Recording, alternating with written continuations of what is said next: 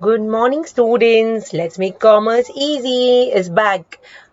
Today, I, Pal Parik, am going to teach the last part, that is the strategic alternatives.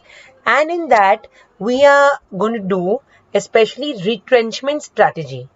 Let's understand what is this word retrenchment strategy. Students, one more thing is the source for the same has been taken by me from Manan Prakashan, and also it's made a little easy. So, let's understand what is retrenchment strategy.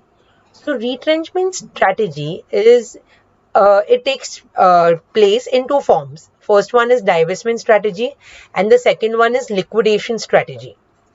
Let's understand divestment strategy.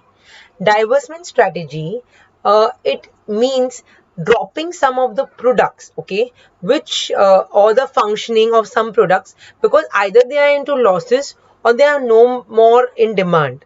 So let's understand the reasons for the same. First one is attractive offer from the other firm.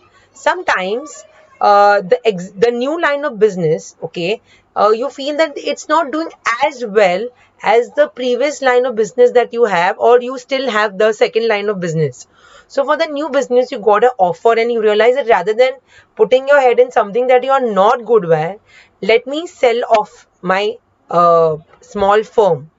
So that is because it's attractive offer from the other firm. The second point is better alternatives for investments.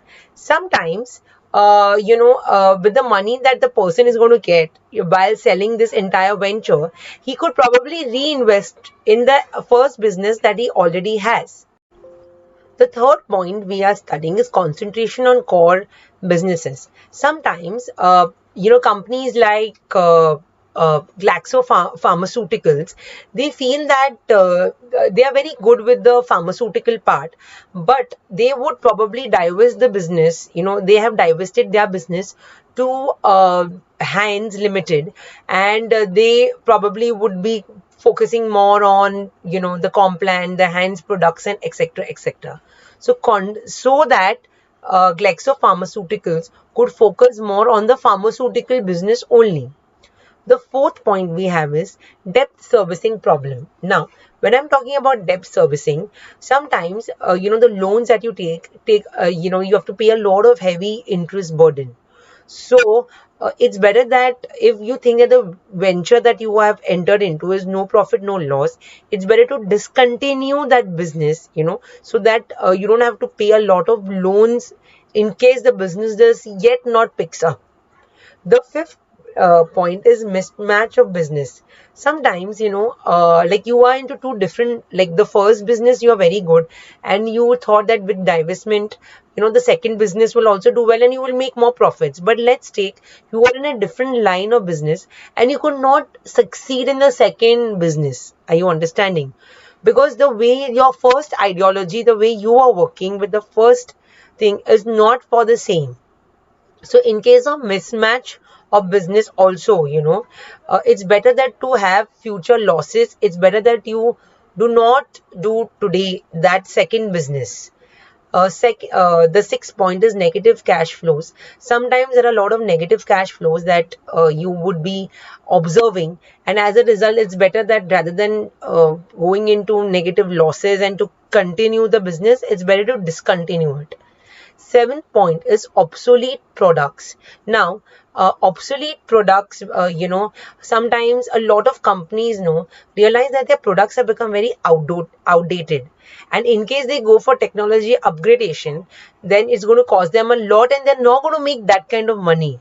So they rather discontinue with those kind of outdated products.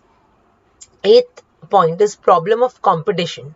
Sometimes the competitors are coming up with way better products than you are providing. So by default your sales are going to decline.